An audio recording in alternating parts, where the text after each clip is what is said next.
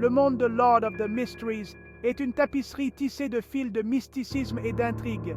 C'est un royaume où d'anciens pouvoirs s'agitent dans l'ombre, des sociétés secrètes s'affrontent dans une guerre cachée pour le contrôle. Notre protagoniste, Cline Moretti, navigue dans ce paysage périlleux. Cline est tombé sur un monde caché au sein du sien. Il est entraîné plus profondément dans une guerre secrète. Cette guerre implique des êtres anciens et de puissants artefacts. Eh, Klein, qu'est-ce que tu as de cela? Ce carnet, il semble différent. Ce carnet, il semble différent. Il est couvert de symboles que je n'ai jamais vus auparavant. Klein cherche des réponses auprès de son ami, Léonard Mitchell. Léonard est un érudit et un membre respecté d'une organisation secrète. Léonard est un membre expérimenté d'une organisation secrète. Il a passé des années à étudier des textes anciens et des rituels oubliés.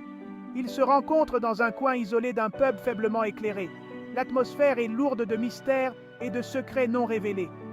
L'air crépite de tension alors que Cline révèle un mystérieux carnet. Léonard observe attentivement, ses yeux brillants d'intérêt. Le carnet est rempli de symboles cryptiques et de rituels obscurs. Chaque page semble raconter une histoire ancienne et puissante. Il laisse entrevoir un pouvoir qui pourrait remodeler le monde.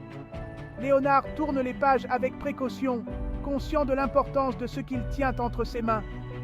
Cline pense que le carnet contient des indices sur une vérité cachée. Une vérité qui pourrait changer leur compréhension de la réalité. Alors, tu dis que ce carnet est une clé pour comprendre une existence inconnue. Cline partage son hypothèse avec Léonard. Il pense que le carnet est une clé pour comprendre une existence inconnue. Cette existence se trouve au-delà du voile de la réalité. C'est un royaume de dieux anciens et d'horreurs cosmiques. Cline théorise que cette existence inconnue empiète sur leur monde. Il craint les conséquences si elle n'est pas stoppée. Klein, j'y ai réfléchi. Et si le carnet était une fabrication, tu sais, comme un piège tendu par une faction rivale? Léonard écoute attentivement, son expression mêlant fascination et inquiétude. Ses paroles sèment le doute dans l'esprit de Cline, brouillant la frontière entre vérité et tromperie. Les secrets du carnet restent insaisissables. Klein, vous êtes une énigme. Qu'est-ce qui vous amène dans notre petit coin de monde? Nous ne voyons pas souvent des étrangers ici, surtout ceux avec une aura aussi énigmatique que la vôtre. Oui. Et que cherchez-vous exactement ici? Il y a des rumeurs qui circulent, des murmures dans les ruelles sombres. Nous aimerions savoir si vous êtes ici pour affaires ou pour autre chose. Plus tard, à l'armurerie, Cline rencontre Rosanne et Brett. L'armurerie est un lieu où les secrets se murmurent entre les lames et les armures.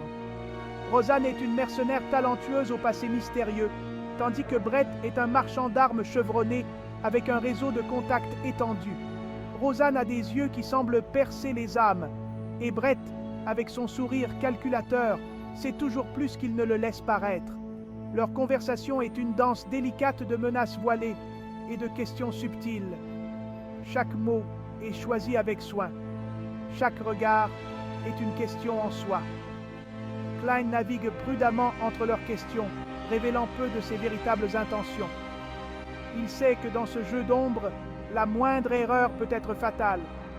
La rencontre souligne le danger de faire confiance à qui que ce soit dans ce monde d'ombre. Chaque personnage a ses propres secrets, et la vérité est une monnaie rare et précieuse. Cherchant un répit à l'intrigue, Cline se rend au club de tir. Il s'entraîne au tir de précision avec une concentration intense.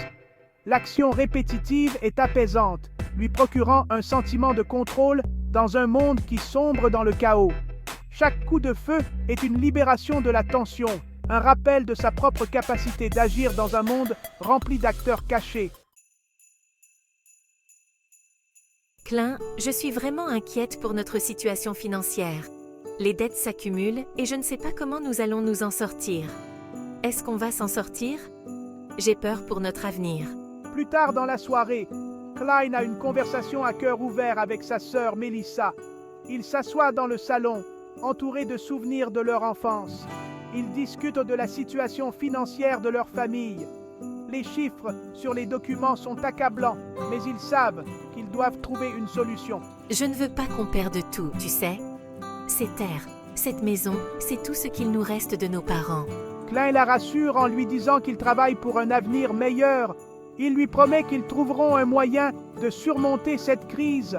J'ai confiance en toi, Klein. Je sais que tu fais de ton mieux.